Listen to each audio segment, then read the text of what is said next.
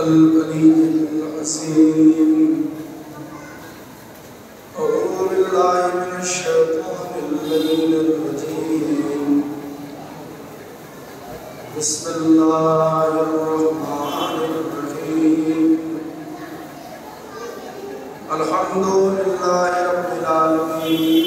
अस्सलातु वस्सलाम वत्तहिय्यतु वल इकराम अलल बशीरिन नज़ीर अस्सिराजिल मुनीर अल मुनक़्क़ब बिताहा व यासीन हबीबे इलाहिल आलमीन अबिल क़ासिम मुहम्मद।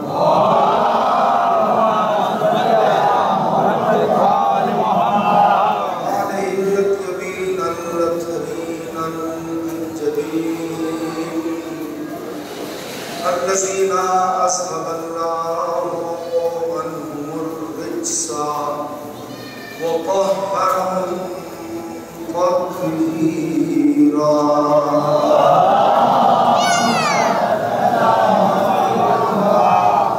لا سيما على بقية الله الأعظم أرواحنا وأرواح العالمين بتراب ولعنة الله على آبائهم وفاسقي حقوقهم ومنكري فضائلهم والشاكين فيهم والمنحرفين عنهم أجمعين من الآن إلى قيام يوم الدين. فقد قال الله الحكيم في كتابه الكريم. بسم الله الرحمن الرحيم. يا أيتها النفس المطمئنة ارجعي إلى ربك راضية مرضية فادخلي في عبادي وادخلي जन्नती।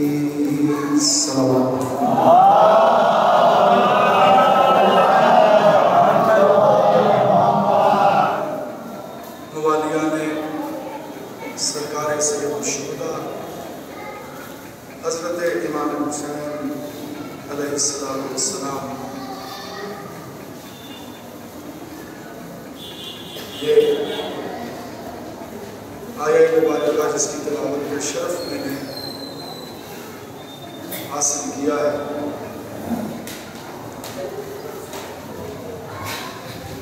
ये सरकार सैयद शुहदा हज़रत इमाम हुसैन अलैहिस्सलाम की शान में हासिल हुई है और खालिक़ कायनात ने इमाम अलैहिस्सलाम को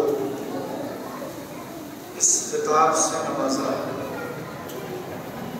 या अय्यतुहन नफ्सुल मुत्मइन्ना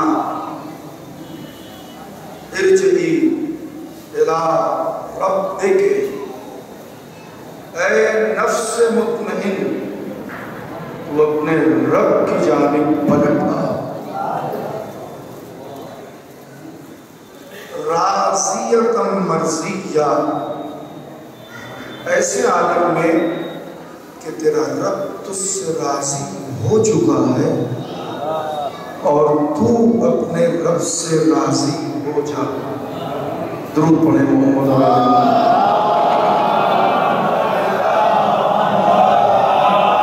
फदखुली फी इबादी, ए हुसैन तू मेरे बंदों में दाखिल हो जा। फदखुली जन्नती, और ऐ हुसैन तू मेरी जन्नत में दाखिल हो जा। मैंने अर्ज़ किया था कि इस कलाम का खालिक हम सब का खालिक है। यहाँ पे मद्दाह खालिक है और ममदूह मखलूक है। पहली मजलिस में गालिबन अर्ज़ किया था कि अगर सारी दुनिया के साकिरीन, शुअरा और उलमा ये तय कर लें कि हम इमाम हुसैन अलैहिस्सलाम का जिक्र नहीं करेंगे, तो यही कसीदा इमाम हुसैन अलैहिस्सलाम के लिए काफ़ी है। और वो लोग जो जानबूझकर इमाम हुसैन अलैहिस्सलाम की मिदहत से कतराते हैं, तो खालिद ने भी इमाम हुसैन अलैहिस्सलाम का कसीदा ऐसी किताब में रख दिया कि जिस किताब को मुसलमान पढ़े बगैर रह ही नहीं सकता। अगर साल भर नहीं पढ़ेगा तो कम से कम रमजान में तो पढ़ेगा। और जब वो मस्जिद में झूम के कुरान पढ़ रहा होगा और इस आयत तक पहुंचेगा, या अय्यतुहन नफ्सुल मुतमइन्ना इरजई इला रब्बिके राज़ियतन मर्ज़िया फदखुली फी इबादी वदखुली जन्नती, तो चाहे दिल से मदह करे या न करे, उसे मजबूरन इमाम हुसैन का कसीदा कुरान में पढ़ना पड़ेगा। मैं अपने खालिक से एक सवाल करता हूँ, ए मेरे परवरदिगार, जब सारे बंदे तुझसे मुत्तफिक नहीं हैं, तो सारे कुरान पढ़ने वाले हुसैन से कैसे मुत्तफिक हो जाएंगे? तूने इमाम हुसैन का कसीदा कुरान में क्यों रख दिया? कहा तुम्हें पता नहीं है, दुनिया का हर कारी जब तक जिंदा रहेगा कुरान पढ़ेगा। दुनिया का हर कारी जब तक जिंदा रहेगा कुरान पढ़ेगा। एक मेरा मंकूर हुसैन है कि सर कटने के बाद मैसे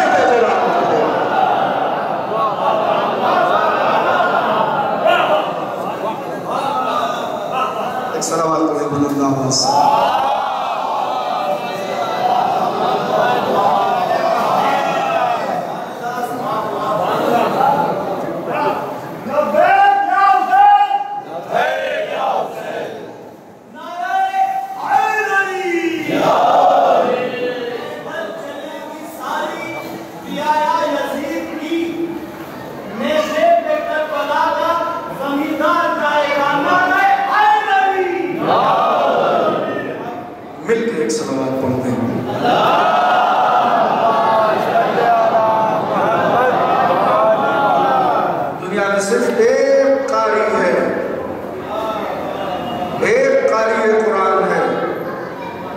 जिसने सर कटने के बाद नो के नेज़ा पर कुरान मजीद की तिलावत की।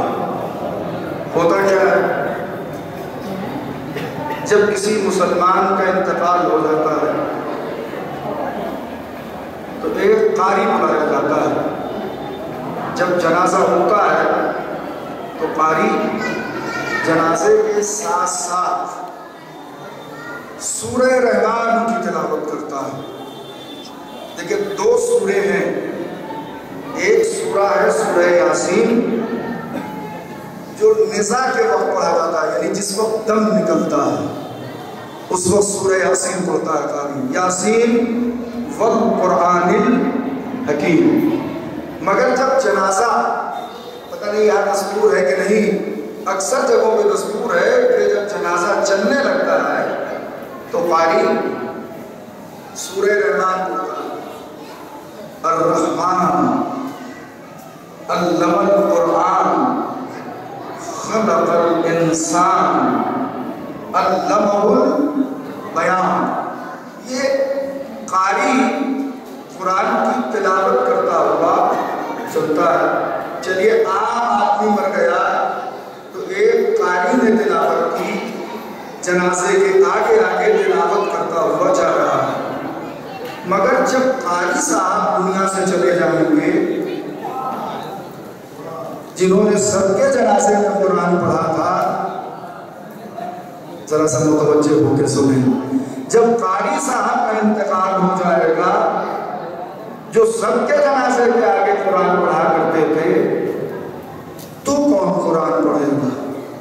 इसका मतलब यह है कि हाफिज हो या कारी हो, ये उसी वक्त तक कुरान पढ़ सकता है जब तक जिंदा रहे।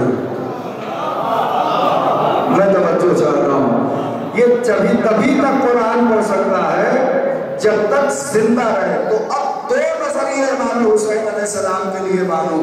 अगर उन्हें जिंदा नहीं मानते तो ये मानो कि मरने के बाद कुरान पढ़ा। मैं तवज्जो चाह रहा हूं भाई, अगर ये नहीं मानते कि वो जिंदा है तो ये मानो कि उन्होंने मरने के बाद कुरान पढ़ा। और अगर तुम्हारे यहाँ कानून ये है कि मरने के बाद कोई कुरान पढ़ ही नहीं सकता, तो ये समझ लो कि हुसैन ही वो है जो सर कटने के बाद भी जिंदा है।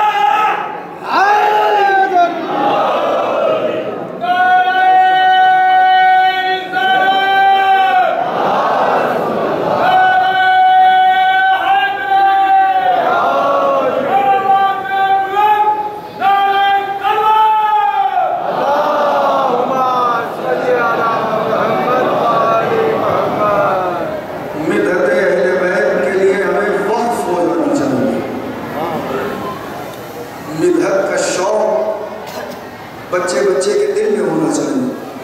आप लोग चाहते थे कि मौलाना से पहले कोई बोले नहीं, मगर जब दोनों लोग उठे तो मैंने कहा इन्हें पढ़ लेने दीजिए, इनका हक है, किसी की जागीर नहीं है बिदअते अहले बैत। जिसमें शौक हो वो बिदअते अहले बैत करे। और एक पैगाम दे रहा हूँ बच्चों को अपने कि कभी आले मोहम्मद की मदह में तकल्लुफ न करना। हम लोगों की क्या हैसियत है, हम तो खाली मिंबर तक आके इनकी मिन्नत करते हैं। ऐसे आशिकों का पता लगाइए जिन्होंने तार पे कसीदा पढ़ा।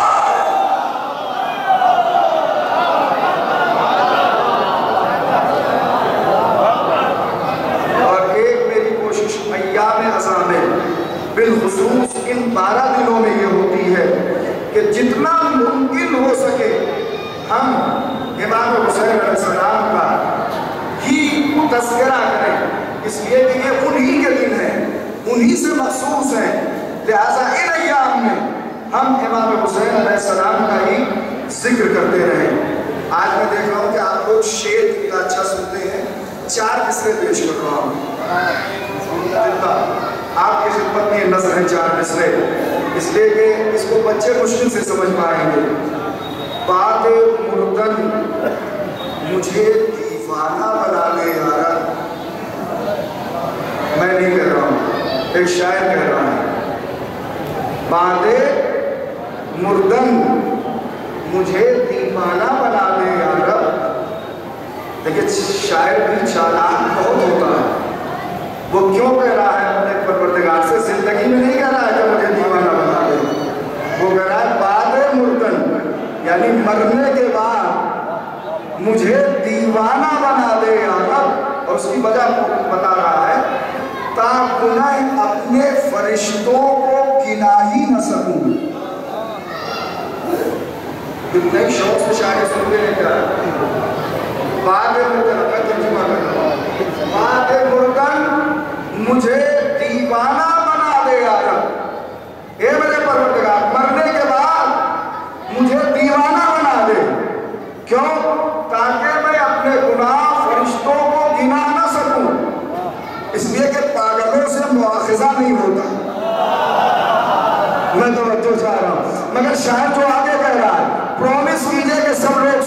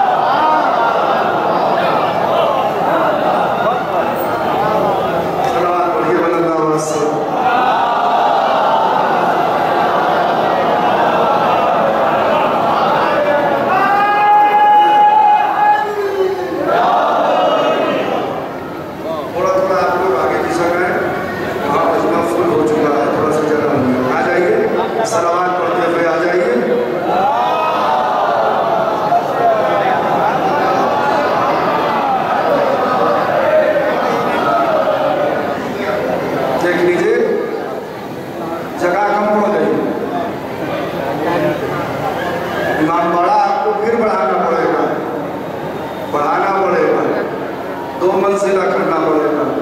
हुसैनियत कितनी तेजी से बढ़ रही है ये दुनिया को अंदाजा लगाना चाहिए। आप देखें, उस दिन एक फिक्रा मैंने कहा था, उसे दोहराना चाहता हूँ। ये मजमा देख के दिल बाग हो जाता है कि 72 गए थे करबला, उनके चाहने वाले इतने। कैसे सुन रहे हो? जरा सा इश्क में सुना करो। 72 गए थे करबला, उनके चाहने वाले इतने। खाली छोटे इमाम वाले में इतने। आप तवज्जो करें, छोटे इमाम वाले में इतने, तो बड़े इमाम वालों में कितने होंगे? मैं तवज्जो चाह रहा हूं। ऐसे पूरी दुनिया में अंदाजा लगाइए कितनी जगह पे आज हुसैनी जमा है। 72 के चाहने वाले हर जगह जमा होकर बता रहे हैं कि यजीद, तेरे खराबे में तो एक आदमी दिखाई नहीं देता।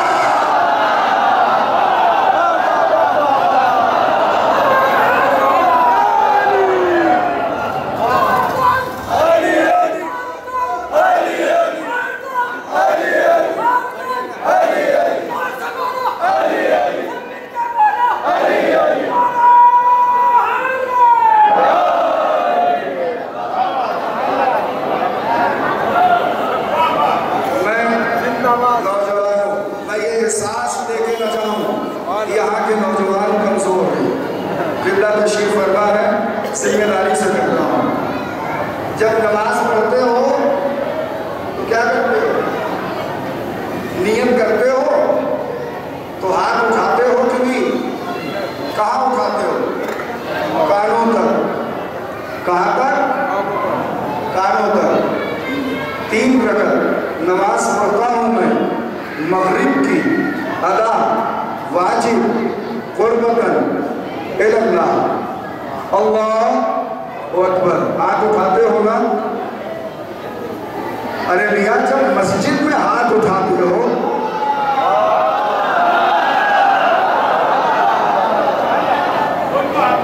बस ऐसे ही। बहुत से लोगों ने अभी नहीं उठाया। अब मैं कुछ कह नहीं सकता यहाँ के माहौल के एतबार से, मैं मजबूर हूँ। मगर मस्जिद में हाथ उठाते हो कि नहीं? किसके लिए उठाते हो? खुदा के लिए उठाते हो। अरे फिक्रा सुनो, मस्जिद में खुदा के लिए हाथ उठाते हो। अगर हुसैन ना होते तो ना उठा सकते।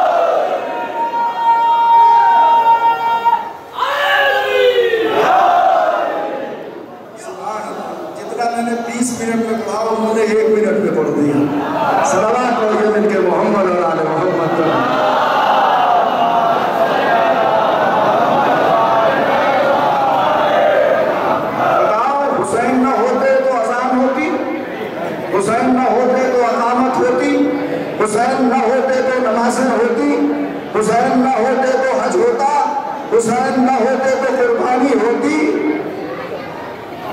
अब एक बात आ गई, वो भी सुनते चलिए। चुप है इसका मतलब जानते ही नहीं। बकरीद की कै तारीख को कुर्बानी होती है? 10 को। कैसी कुर्बानी क्यों होती है? एक कुर्बानी की याद में,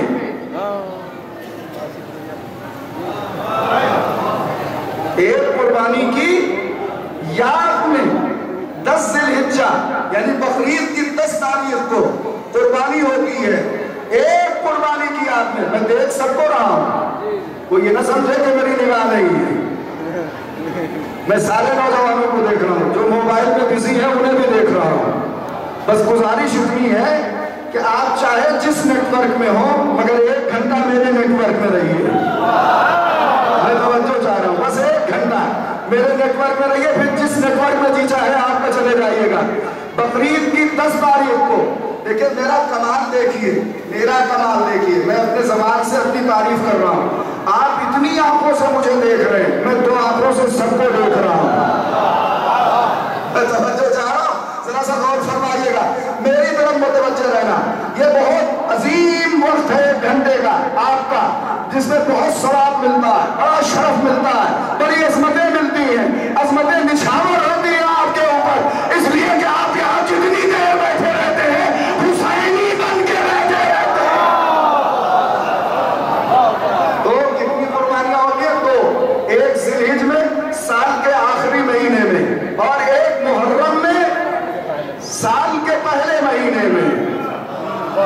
कैसे बैठे हैं आप? एक कुर्बानी साल के आखिरी महीने की 10 तारीख, एक कुर्बानी साल के पहले महीने की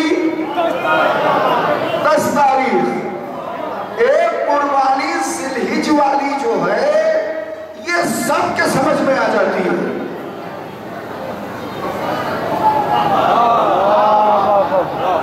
बगैर पढ़े हुआ मार कीजिए तो जानू मैं। एक कुर्बानी सबके समझ में आती है, सब करते हैं वो कुर्बानी। कौन नहीं करता? एक जानवर में 70 लोग शरीक हो जाते हैं ताकि उस कुर्बानी की याद मनाई जा सके, मगर एक कुर्बानी समझ में सबके नहीं आती। 10 मुहर्रम की, क्यों? दोनों में डिफरेंस है। लॉजिकली पहली कुर्बानी समझ में आ जाती है साल के आखिरी महीने की, साल के पहले महीने की कुर्बानी समझ में नहीं आती। क्यों? इसलिए कि साल के आखिरी महीने की 10 तारीख को जो कुर्बानी होती है, उसमें आप दूसरे की जान लेते हैं। अरे मेरा समझदार मजमा, ये खूबसूरत और हसीन मजमा, दूसरों को कुर्बान कर देना ये आसान है। मैं तवज्जो चाह रहा हूं, जरा सा गौर फरमाइएगा। जानवर के, मैं एक लफ्ज इस्तेमाल कर रहा हूं वो आपके लिए है, जानवर के गले पे छुरी चला देना, और नहीं समझे, बकरे को ज़बह कर देना, और है, और खुद को कुर्बान कर देना और है। अब समझे आप मुहर्रम वाली कुर्बानी क्यों समझ में नहीं आती? इसमें जानवर ज़बह नहीं होता, इसमें हुसैन और उनके अहले बैत और उनके असहाब की कुर्बानी है। लिहाजा यहाँ पे सब पीछे हट जाते हैं कि भाई अपनी कुर्बानी देना। और एक बात बता दूं आपको, मिना वाली कुर्बानी ज़िबह है। क्या है? मिना की कुर्बानी क्या है? ज़िबह है। और करबला की कुर्बानी ज़िबह अज़ीम है। नहीं सुन रहे आप? मैं क्या कह रहा हूं आपसे? मिना की कुर्बानी ज़िबह है और करबला की कुर्बानी ज़िबह अज़ीम है। और अज़ीम को वही समझेगा जो अज़ीम होगा। सलावत पढ़ दे बुलंद आवाज से।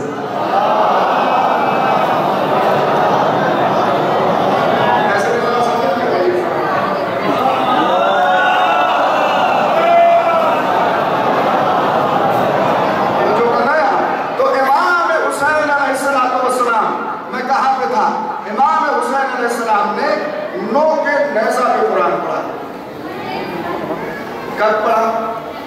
सर कटने के बाद। कब पढ़ा? सर कटने के बाद। जब नो के नेज़ा पे मज़लूम करबला का सर बुलंद किया गया तो इमाम हुसैन अलैहिस्सलाम ने कुरान पढ़ा, सूरह कहफ की तिलावत शुरू की। किसने? आका इमाम हुसैन अलैहिस्सलाम ने। अजीब रिकॉर्ड है, मैं ये आपकी खिदमत में पेश कर रहा हूँ और बड़ी मेहनतों का ये नतीजा है। मुझे पता है कि आप किसी की मजदूरी हज़म नहीं करते, तवज्जो है आपकी, आप किसी की मजदूरी को हज़म नहीं करते, लिहाजा इसका नतीजा मैं आपकी खिदमत में दे रहा हूँ। इमाम हुसैन अलैहिस्सलाम ने कब कुरान पढ़ा? सर कटने के बाद नो के लहजा पर कुरान मजीद की तिलावत की किसने? फरजंद रसूल ने। सूरह कहफ की नबी के नवासे ने कुरान पढ़ा। तो ही तो रिकॉर्ड है। एक बचपने ने कुरान पढ़ा, एक ने सहीफी में कुरान पढ़ा। और करीब कर लूं आपको, देखिए दुनिया में कुरान के हवाले से दो ही रिकॉर्ड है। या तो बचपने में बाप ने रिकॉर्ड बनाया, और या तो शहादत के बाद बेटे का रिकॉर्ड दुनिया में बना। न इतनी कम सिनी में किसी ने कुरान पढ़ा, और न सर कटने के बाद किसी ने कुरान पढ़ा। तो अब दुनिया अली का मुकाबला जब करे जब पैदा होते ही कुरान पढ़ने की सलाहियत हो। जरा सब मिलकर सलावत पढ़ें।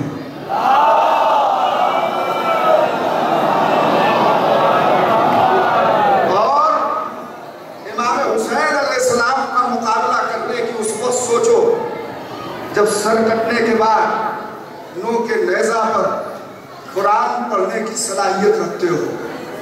बाद लोग कह देते हैं हुसैन और यजीद, तुम्हारा दिमाग खराब है।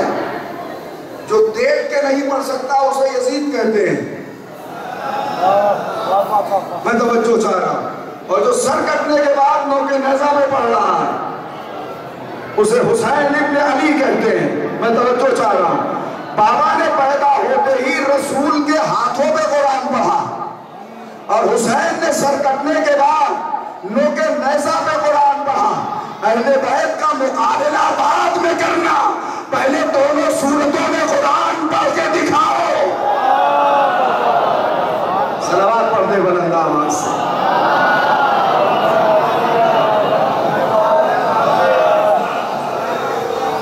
एक बहस बहुत ज्यादा चल रही है कि वारिसे कुरान कौन है? वारिसे कुरान किसको माना जाए? वारिसे कुरान मुशीर अब्बास, जिनको मेरा नाम पूरा याद ना हो मैं दोहराया दे रहा हूं। मेरा नाम है मुशीर अब्बास। वारिसे कुरान किसे बनाया जाए? यहाँ पे सबसे अलग मुशीर अब्बास दिख रहे हैं। सर पे अमामा है, बदन पे कबा है, दोष पर रिदा है, गले में शाले अज़ा है। ये लिबास से लग रहे हैं कि बिल्कुल अलग है। तो इन्हीं को चलो वारिसे कुरान बना दो। और जैसे ही ये मंगलौर से सुल्तानपुर पहुंचे मुशीर अब्बास साहब ये सांस लेना भूल गए।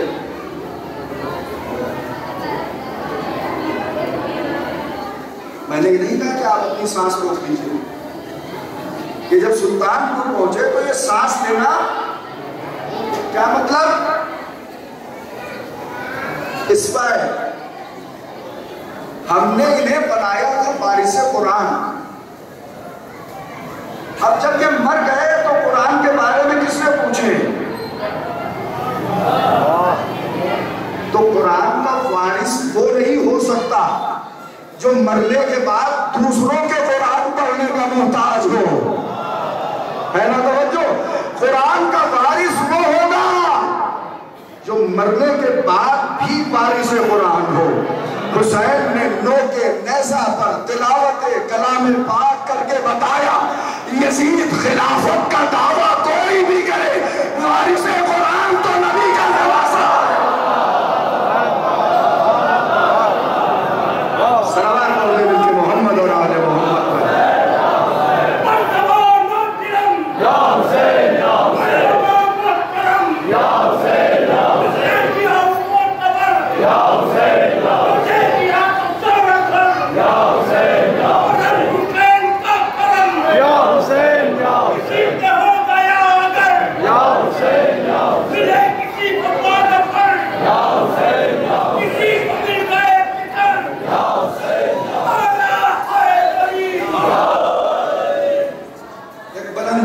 सलावत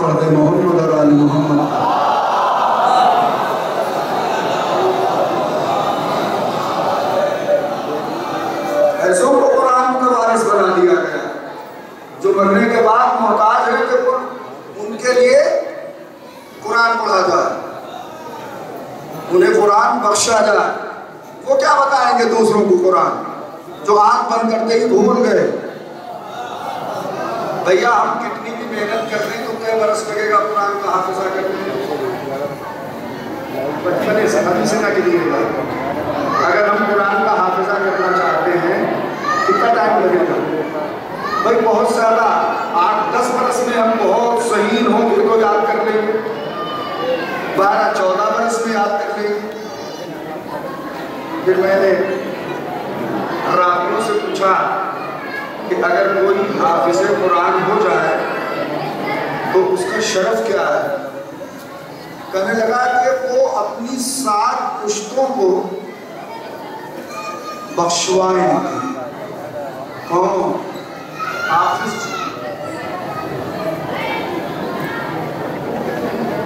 है पुश्तों को 5 और 2 7। मेरी तरफ देखते रहिए, मुझे आपसे कहने की जरूरत नहीं कि कहो सुभान अल्लाह, आप कहना जानते हैं। कै पुश्तों को बख्शवाएगा? 7 पुश्तों को बख्शवाएगा वो जो हाफिज़े कुरान हो जाए, जिसने रट के याद किया है। अब 7 पुश्तें मैं आपको गिनाता हूँ। बाप, दादा, परदादा, नगर दादा, और आगे आप बताइए। इनके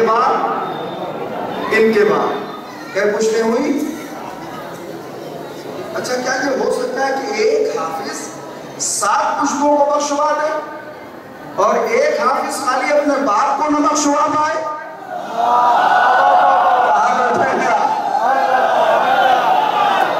सलावत मिलके मोहम्मद और आले मोहम्मद पर।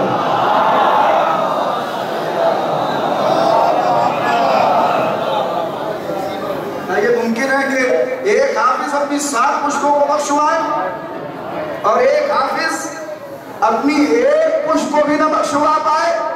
जो रट के याद करे उसकी 7 पुश्तें जन्नत में जाए, और जो पैदा होते ही कुरान सुनाए। सलावत पर मोहम्मद और आले मोहम्मद।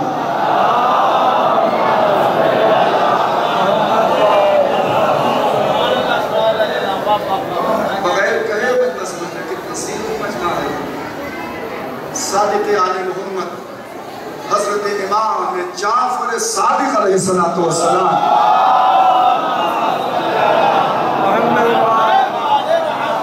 इरशाद फरमाते हैं, शियअतुना कय्यिस, हमारा शिया ज़ीरक होता है, होशमंद होता है, लिफाफा खोले बगैर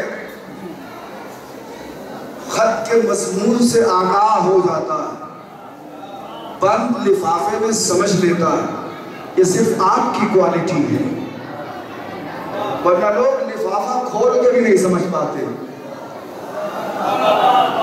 आप बताइए कि एक हाफिज अपनी 7 पुश्तों को बख्शवाए और एक हाफिज खाली अपने बाप को न बख्शवा पाए। एक साथ मिले रास्ते में सरकारे अमीरुल मोमिनीन से, सुनिएगा, कहने लगे कि सुना है कि आपके वालिद ने कलिमा नहीं पढ़ा था, तो वो तो जहन्नम में जाएंगे जो कलिमा नहीं पढ़ेगा। तो नौजवानों, तुम्हारे लहजे में कहो तो जवाब दे दूं। मेरे मौला ने आपके लहजे में जवाब दिया, नौजवानों के। कहने लगे, जा तू अपने बाप की फिक्र कर।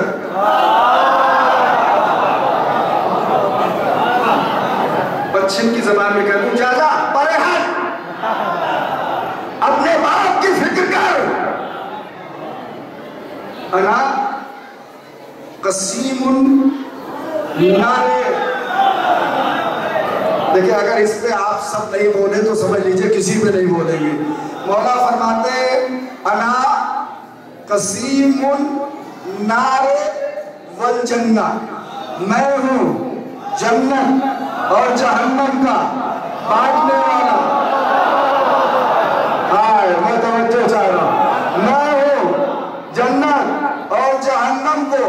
बांटने वाला, अरे अली के नाम पे हाथ उठा लिया करो, इसलिए कि जन्नत खाली अली की चौखट से बनती है।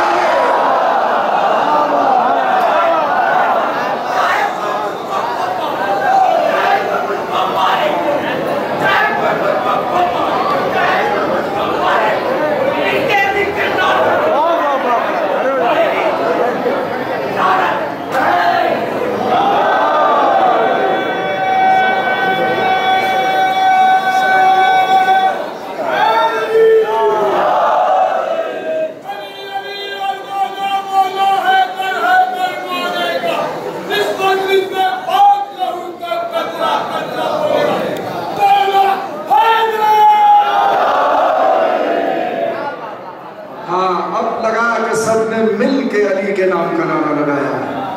अल्लाह ना करे इसमें कोई ऐसा हो जिसको अली के नाम से चिढ़ हो, और चिढ़ हो तो हमें उससे चिढ़ है। मैं तवज्जो चाह रहा हूँ भैया, देखिए हमें किसी और से दुश्मनी नहीं है, हमें तो सिर्फ दुश्मन हैदर से दुश्मनी है, सिर्फ दुश्मन हैदर से। अब वो कोई भी हो, चाहे 1400 बरस पहले का हो,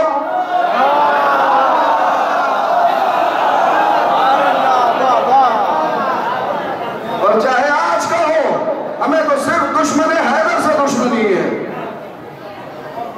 और ये मैं अपनी तरफ से नहीं कह रहा हूं, आपके सर की कसम।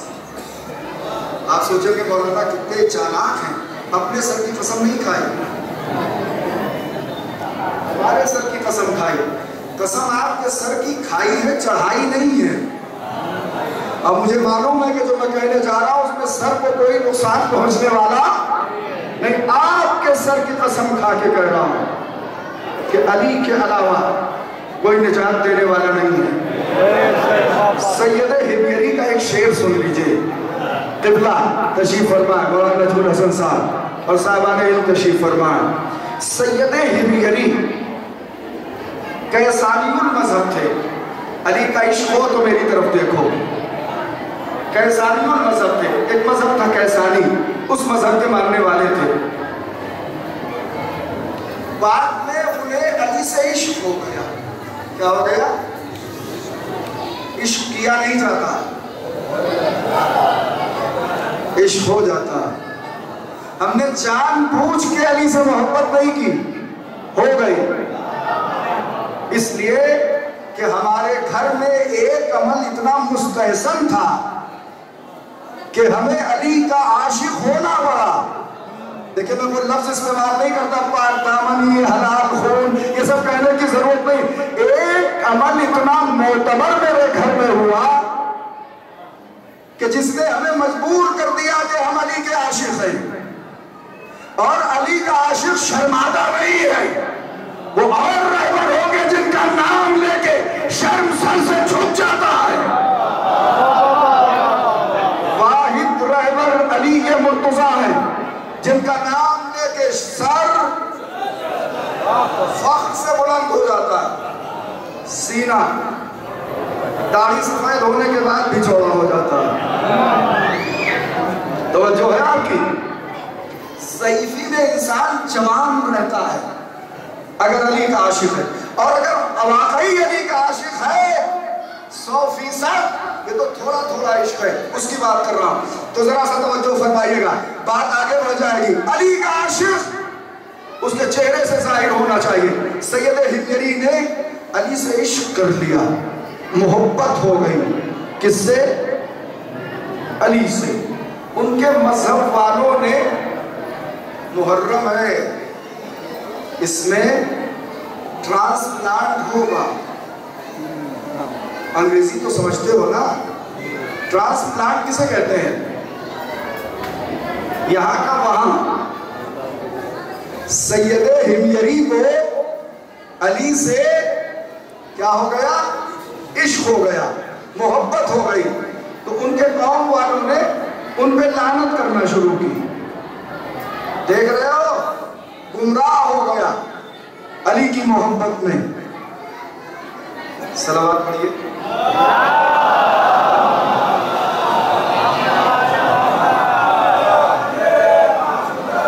अगर आप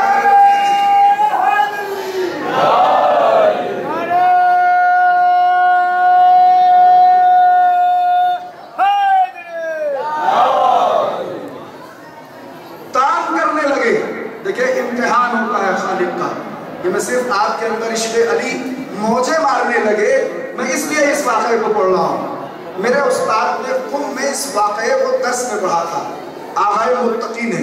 और मुत्तकी के अलावा अली के फ़ज़ाइल पढ़ना किसी के बस की बात नहीं है। आगाए मुत्तकी ने पढ़ा, सैयद हिमयरी को अली से इश्क हो गया, अपना मजहब छोड़ दिया,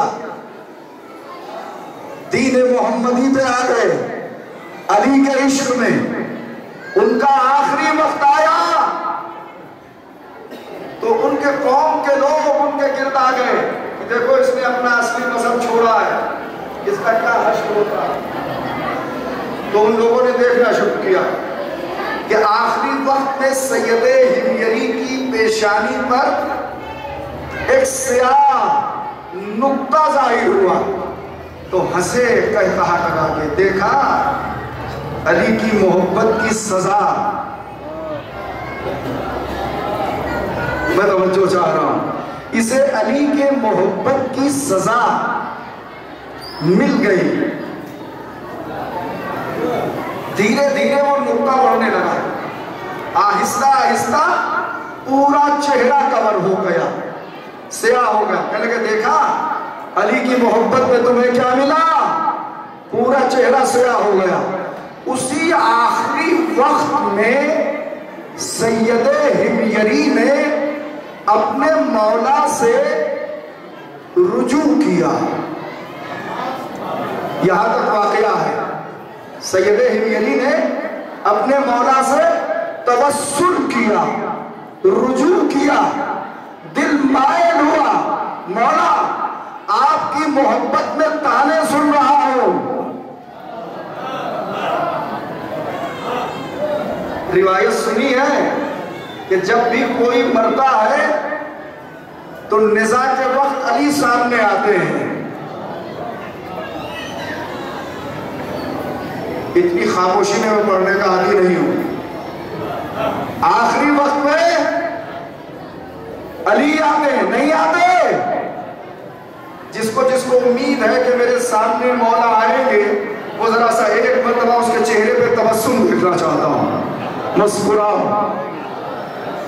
सैयद हिमयरी ने अमीरुल मोमिनीन से तवस्सुल किया। अब या यूं कहूं कि आखिरी वक्त में मौला मौलाई की मदद को आ गए। मैं तवज्जो चाह रहा हूं। और जैसे अमीरुल मोमिनीन का वजूद अपने आशिक के पास पहुंचा तो जहां से स्याह नुक्ता जाहिर हुआ था वहीं से एक नूरानी नुक्ता जाहिर हुआ। कमाल की बात है, मैं तवज्जो चाह रहा हूं। वहीं से एक नूरानी नुक्ता जाहिर हुआ और धीरे धीरे पूरा चेहरा नूरानी हो गया। दुश्मन छोड़ के जाने लगे, इसलिए कि अली आ गए। नहीं सुन रहे आप? दुश्मन छोड़ के जाने लगे इसलिए कि अली आ गए। बस शुरा सुने, गौर करें। बस उसी वक्त सैयद हिमयरी ने एक शेर कहा, कज़ब ज़ाइमूना अन्ना अलियन लम युंजी मुहिब्बहु मिन हनाती। वो लोग झूठ कहते हैं कि अली की मोहब्बत गुनाहों से नहीं बचाती, ये मेरा मौला अली है जिसने आके हमारे गुनाहों से हमें पाक कर दिया। और अली के इश्क ने मेरे चेहरे को नूरानी कर दिया। दुरूद पढ़ दे मिलके मोहम्मद और आले मोहम्मद।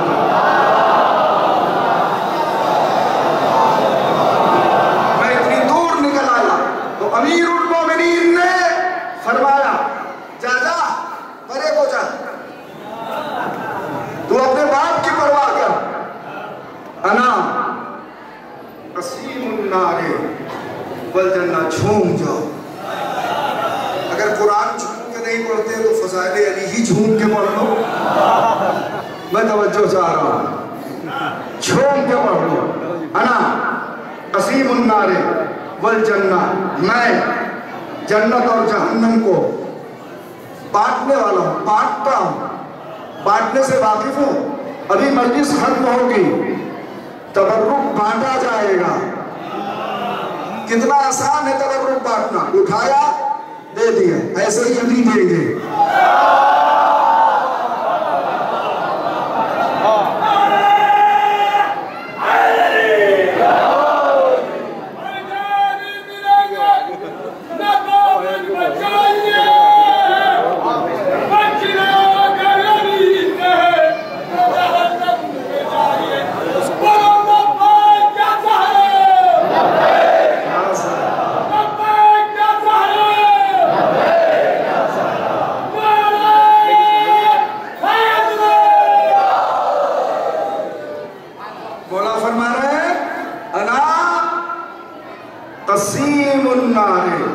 वल जन्नत, मैं ही जन्नत भी बांटूंगा और मैं ही जहन्नम भी बांटूंगा। कितना तशरीफ फरमा है, जिम्मेदारी से कह रहा हूं। परवरदिगार से मैं कहूंगा मेरे मालिक, ठीक है जन्नत अली से बंटवा दी, तो जहन्नम अली से क्यों बंटवाया?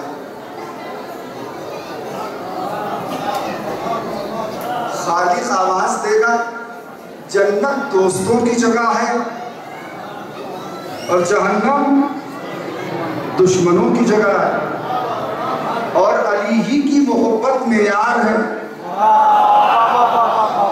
जिसको अली से मोहब्बत होगी उसे जन्नत मिलेगी, जो अली का दुश्मन होगा उसे जहन्नम मिलेगा।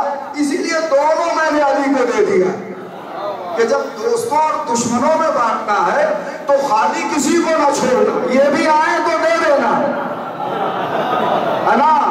कसीमुन नारे वल जन्नत। अब मेरे मौला का मकाम इफ्तिखार में फिक्रा सुन लीजिए, हजारों मरतबा का सुना होगा, मगर मौका है तो कह देता हूँ, है ना। कसीमुन नारे वल जन्नत, मैं जन्नत और जहन्नम को तकसीम करने वाला हूँ। जा तू अपने बाबा की फिक्र कर, अपने बाप दादा की फिक्र कर। मैं तवज्जो चाह रहा हूं। उसके बाद मेरे मौला फरमाते हैं, अगर मेरा बाबा मैदान क़यामत में साक़े अर्श पकड़ के ये कह दे कि मेरे परवरदिगार सारी दुनिया को माफ कर दे, तो परवरदिगार सारी दुनिया को माफ कर देगा।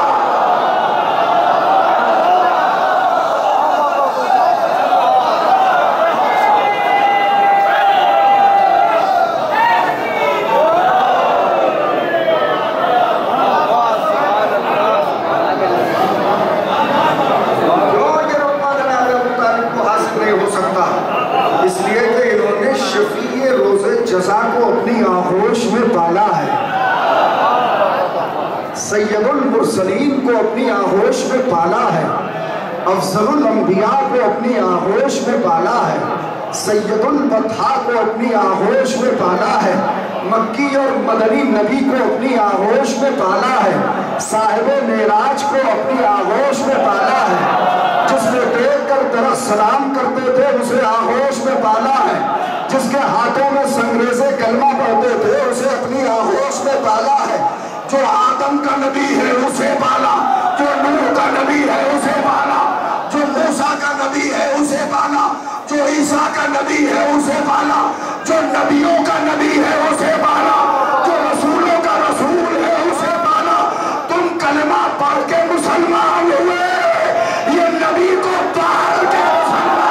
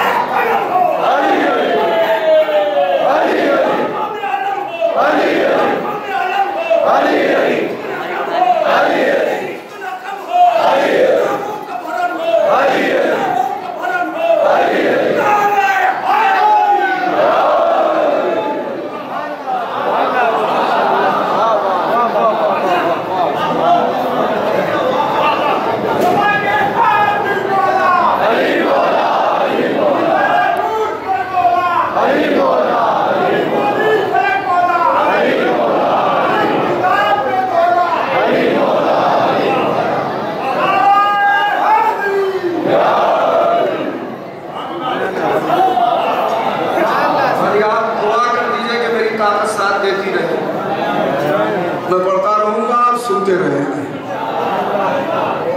बड़े शौक से सुन रहा था जमाना, हम ही सो गए दास्तां कहते थे।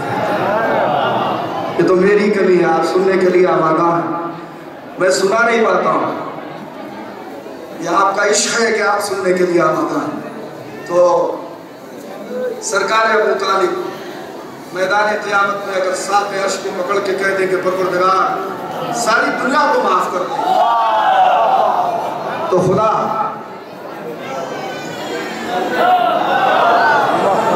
सारी दुनिया को, मगर मौके से चौका मारने की कोशिश न करो। मौला ने कहा है अगर, देखिए जनाब अबू तालिब सबकी शफाअत कर देंगे, मगर उसकी शफाअत नहीं करेंगे जिसने मोहम्मद से वफा नहीं की। मैं तवज्जो चाह रहा हूं, जिसने मोहम्मद से वफा नहीं की, उलमा शफाअत करेंगे। कौन? फुक़हा, मराजे, जिन्होंने कलिमा पढ़ा। तो अबू तालिब शफाअत करेंगे तो आपका क्या जाता है? शफाअत करने वाले जिसकी आगोश में बने हों, मोहम्मद मुस्तफ़ा की शफाअत इसी आगोश में बने, अली मुर्तज़ा की शफाअत इसी आगोश में बने। देखिए जनाब सहरा का भी एक लक़ब है, शफ़ीअ रोज़े जज़ा, यानी वो बीवी जो रोज़े क़यामत शफाअत करेगी। तो ये दोनों शफी अबू तालिब के और ये बहू अबू तालिब की जो शफी है रोज़े जज़ा है। अच्छा एक हदीस बस आखिरी है, एक हदीस पढ़ रहा। अल हसन वल हुसैन, याद तो है आपको माशाअल्लाह से। ये कौन है? ये इमाम हसन और इमाम हुसैन कौन है? जवानान जन्नत के, बेटा जन्नत बांटेगा, बेटे बेटे जन्नत के सरदार हैं। और उन्हीं के लिए आपको मुकालता हो गया कि वो जन्नत में जाएंगे कैसे? यहाँ इस बस्ती में क्या नाम है गाँव का? आप बोलो कि भूल गए अपने गाँव का? मंगलौर। मंगलौर में आया हूँ खाली जिक्र अहले बैत करने के लिए, हाथों हाथ लिए रहते हैं यहाँ, खाली मोहम्मद का जिक्र करने आया हूँ तो आप हाथों हाथ लिए रहते हैं। अली का जिक्र करने आया हूँ, कितनी खिदमत करते हैं आप। मौलाना साहब कोई जरूरत हो तो बताइएगा, ईमानदारी से बताइए, जो मोहम्मद का जिक्र करने आए उसकी इतनी औकात है, तो खाली मोहम्मद का जिक्र करे, उसका हाथ चूमा जाए, उसके कपड़े धुले जाए, उसे खाना खिलाया जाए, जो मोहम्मद को पाल ले।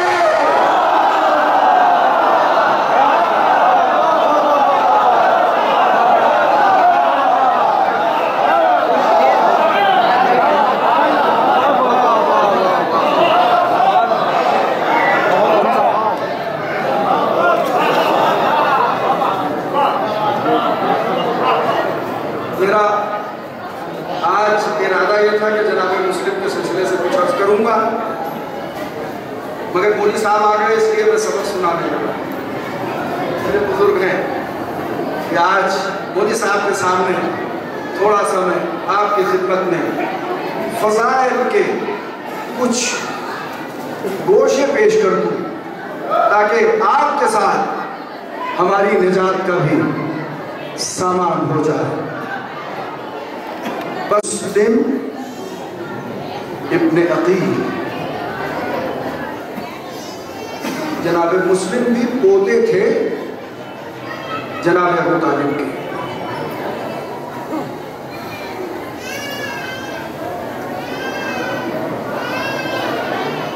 मैं पहले रो लेता हूं,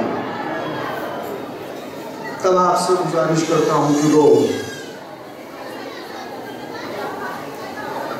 पहला कतरा राहे करबला में खून का जिसका गिरा उसे मुस्लिम इब्ने अकील कहते हैं।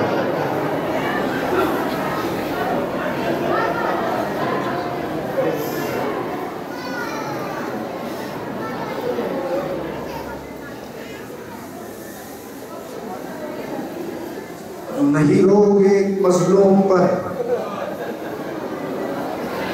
जो अकेला था कूफे में।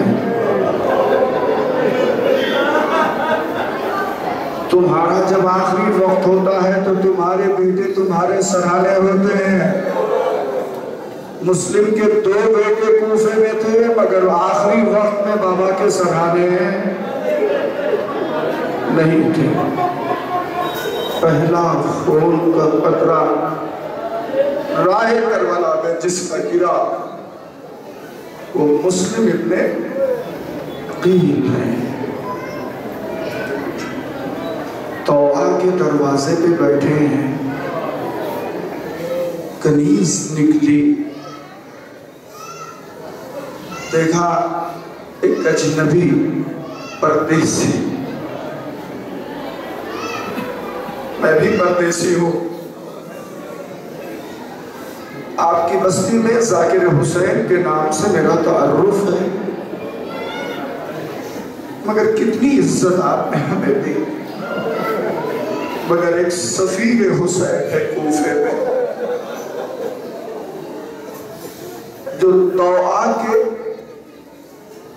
घर की दीवार से टेक लगाए भूखा प्यासा बैठा है।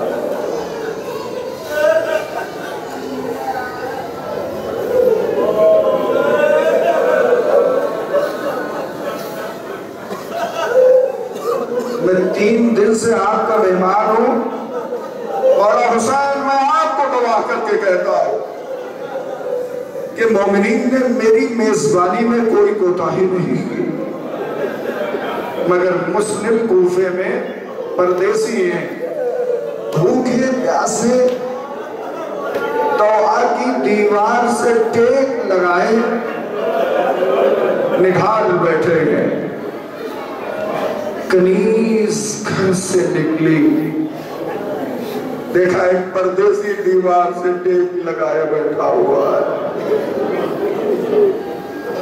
जाके अपनी मालकन से कहा, बीबी एक अजनबी आपके घर की दीवार से टेक लगाए बैठा है, कूफे के हालात अच्छे नहीं हैं।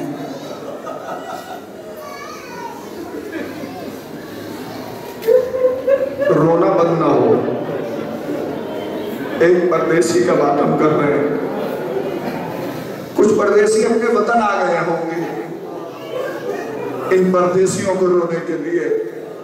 जो लोग अपने काम छोड़ के यहाँ आए हैं उन्हें खास तौर से मुतवज्जे कर रहा हूं, इस परदेसी की मुसीबत को महसूस करने का करवट करवट रोना, जितना मुमकिन हो आंसू बहा लेना। नौजवानों से खास तौर से कह रहा हूं कि अकील के बेटे का मातम करके उठना, सफीर हुसैनी का मातम करके उठना। तो आज दरवाजे पे आई, पूछती है, ए भाई यहां क्यों बैठे हो? सुने गया हजरत मुस्लिम कहते हैं मैं प्यासा हूं।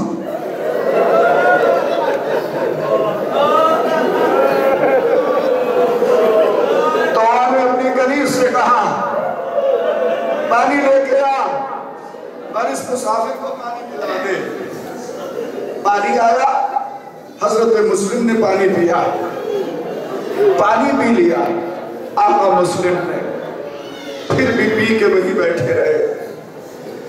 तो तौआ ने कहा, ए भाई कूफे के हालात अच्छे नहीं हैं, यहां से चले जाओ, अपने घर जाओ। तो बस अल्लाह मुझे मसाइल पढ़ने की तौफीक अता फरमा। जनाब मुस्लिम कहते हैं कि मेरे पास कोई घर नहीं, मैं कहा जाऊं?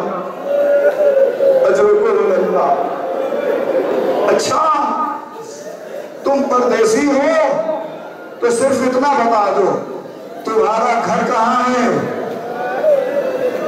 हाँ, तड़प गया होगा आपका कलेजा।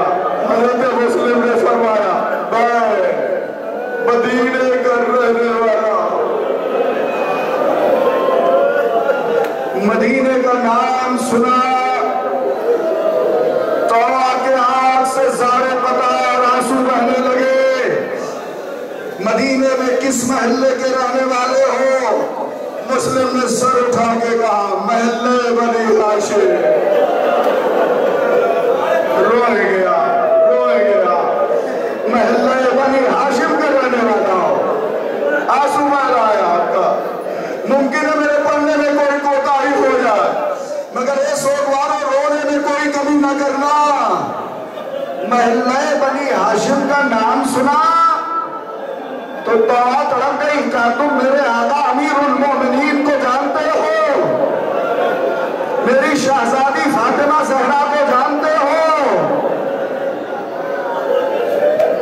मेरे आका हुसैन से वाकिफ हो? मैं इतना सुनना था, मुस्लिम ने सर झुका लिया। अजर को वल्लाह, तो तौबा कहती है जरा अपना नाम बता दीजिए। सर झुका के मुस्लिम ने कहा, मैं मुस्लिम इब्ने अकील हूं।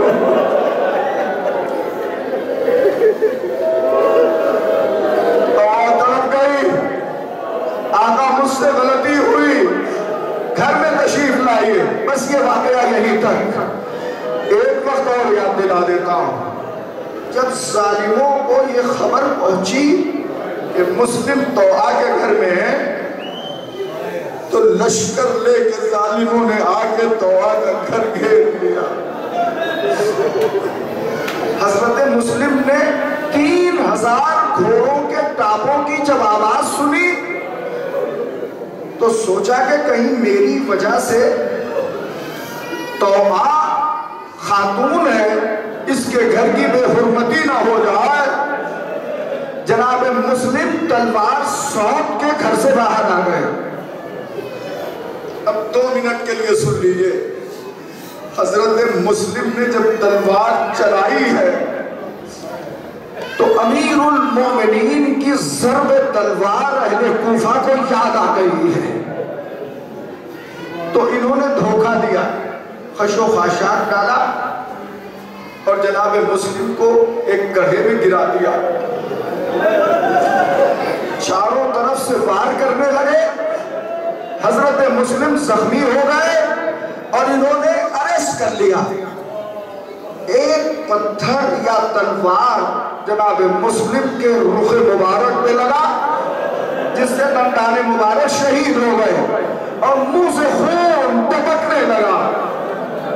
अब आंसू टपकने में देर ना हो अदाकारों, इसलिए कि मैं सख्त मसाइल पढ़ने जा रहा हूं। अरेस्ट किया, दरबार इब्ने ज़ियाद में ले गए। जब दरबार इब्ने ज़ियाद में हजरत मुस्लिम दाखिल हुए हैं तो इब्ने ज़ियाद को सलाम नहीं किया। एक सिपाही कहता है कि तुमने अमीर को सलाम नहीं किया? तो हजरत मुस्लिम ने फरमाया, माली अमीर सिवल हुसैन, उसके अलावा मेरा कोई अमीर नहीं है।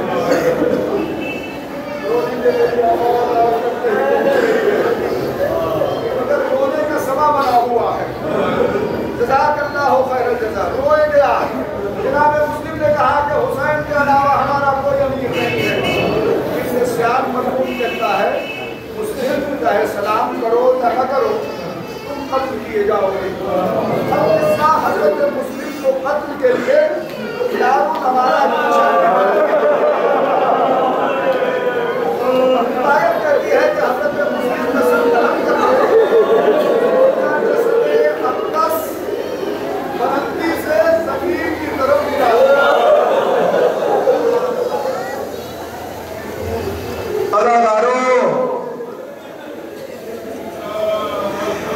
इमाम हुसैन अलैहिस्सलाम के सफीर का लाशा बुलंदी से जमीन पर गिरा दिया गया। बस यही रुकिएगा, आप रोए या ना रोए। अब देखे कि जनाब मुस्लिम की शहादत से इमाम हुसैन अलैहिस्सलाम पर क्या तासुर होता है। इधर मुस्लिम शहीद हुए, इधर हुसैन का दिल सीने में तड़पने लगा। एक मंजिल पे कयाम था, खैमे से निकल के इधर उधर टहलने लगे। असहाब ने पूछा मौला क्या बात है? कहा न जाने मेरा दिल क्यों धड़क रहा है, न जाने मेरा दिल क्यों बेकरार है। कभी इधर जाते कभी उधर जाते तड़पते। इतने में देखा एक शख्स आ रहा है, कहा अपने असहाब से इस शख्स को बुलाओ, ये मुझे कूफे का मुसाफिर लगता है। जब वो करीब आया तो आका हुसैन ने रो के पूछा, ए भाई तो मुझे कूफे का मुसाफिर लगता है, इतना बता दे जब तू कूफे से चला था तो कूफे के हालात क्या थे? अजरकुमुल्लाह, खूब रो रहे हैं आप। ए भाई इतना बता दे जब तू कूफे से चला था तो कूफे के हालात क्या थे? अब उसने रो के कहा, आका जब मैं कूफे से चला था तो मैंने देखा हानी और मुस्लिम के पांव में रस्सी बांधकर कूफे के गली कूचे में उनका लाशा फिराया जा रहा था। हुसैन कलेजा थाम के खाक पे बैठ गए, काफी देर तक रोते रहे। जज़ाकल्लाह, अगर किसी की बहन बेवा हो जाए तो भाई का दिल टुकड़े हो जाता है। दाहिने बाजू पे एक शेर खड़ा है जिसका बहनोई कूफे में मारा गया। बहन बेवा हो गई, हुसैन अपनी जगह से उठे, बेवा मुस्लिम के खैमे में गए, एक नन्ही सी बच्ची को बुलाया, अपने सामने पे बिठाया, अपना उस यतीमा के सर पे फेरा। वो पुरसा पेश कर गया। जैसे ही चचा का हाथ यतीमा के सर पे आया, उसने सर उठाकर चचा का चेहरा देखा। चचा ऐसे तो यतीमों के सर पे हाथ फेरा जाता है। जज़ाकल्लाह, ए मेरे मौला, एक यतीमा के सर पे आपने हाथ फेर दिया। ज्यादा देर न गुजरेगी, 10 मुहर्रम को एक यतीमा खैमे से निकलेगी, दामन में आग लगी होगी। बस आखिरी फिक्रा, अगर किसी की बहन बेवा हो जाए तो ये भाई समझ सकता है कि उसे कितनी तकलीफ होती है। सर झुकाए हुए अब्बास जेरी अपने आका के पास आए, फरमाया आका बस इतनी इजाजत दे दो कि मैं कूफा चला जाऊं ताकि भैया मुस्लिम का बदला ले सकूं। बस मेरा कलेजा तड़प गया। जज़ाकल्लाह, जज़ाकल्लाह, खूब रो रहे हैं आप। बस आखिरी बात कह रहा हूं, रिवायत कहती है ये जनाब ज़ैनब भी खड़ी है। भैया मुस्लिम की शहादत का वाकया सुन लिया, ज़हन में यही था कि मेरा भैया कूफे में शहीद हुआ। जब काफिला लुट के कूफे पहुंचा, हजरत ज़ैनब दारुल अमारा के करीब पहुंची तो ढूंढ रही थी भैया मुस्लिम को, तो देखा दारुल अमारा की बुलंदी पे मुस्लिम का सर